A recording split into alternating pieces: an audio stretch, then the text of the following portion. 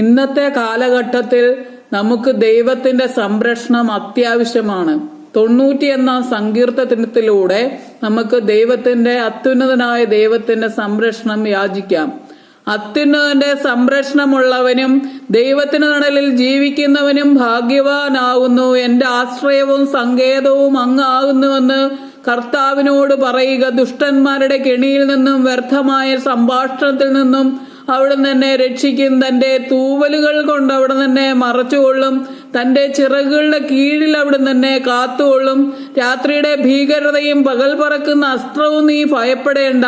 ഇരുട്ടിൽ മുഴങ്ങുന്ന വചനവും മധ്യാഹ്നത്തിലടിക്കുന്ന കൊടുങ്കാറ്റും നീ ഒട്ടും പേടിക്കേണ്ട. 1000 നിന്റെ പാർശ്വഭാഗത്ത് വീഴും, 10,000 നിന്റെ വലത്തു ഭാഗത്തും, എങ്കിലും അവരാരും നിന്നെ സ്പർശിക്കുകയില്ല. നീ അവരെയെല്ലാം കാണും. ദുഷ്ടന് കിട്ടുന്ന പ്രതിഫലം നീ ദർശിക്കും. നിന്റെ സങ്കേതം കർത്താവാകുന്നു, അത്യുന്നതൻ നിന്റെ കോട്ടയാകുന്നു. നിനക്ക് യാതൊരു തിന്മയും വരികയില്ല. ബാധകൾ നിന്റെ കൂടാരത്തെ ഉപദ്രവിക്കുകയില്ല. വഴികൾ നിന്നെ സംരക്ഷിക്കുവാൻ അവിടുന്ന് നിന്റെ മാലാഖമാരോട് കൽപ്പിക്കും. നിന്റെ പാദം കല്ലിന്മേൽ തട്ടാതെ കരങ്ങൾ നിന്നെ അവർ വഹിച്ചുകൊള്ളും. സർപ്പത്തിന്റെയും അണലിയുടെയും മേൽ നീ ചവിട്ടി നടക്കും. സിംഹത്തെയും പെരുമ്പാമ്പിനെയും നീ ചവിട്ടി മെതിക്കും. എന്നോട് പ്രാർത്ഥിച്ചതുകൊണ്ട് നിന്നെ ഞാൻ രക്ഷിക്കും.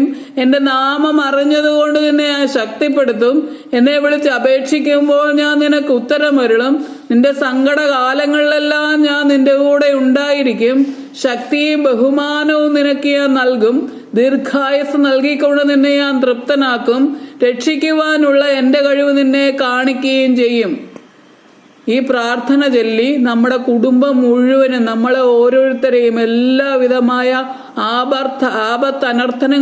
അനർത്ഥങ്ങളിൽ നിന്ന് രക്ഷിക്കുന്നതിന് വേണ്ടി ദൈവത്തോട് നമുക്ക് യാചിക്കാം. ഓരോ ദിവസവും ഇത് ഏറ്റുചൊല്ലാം.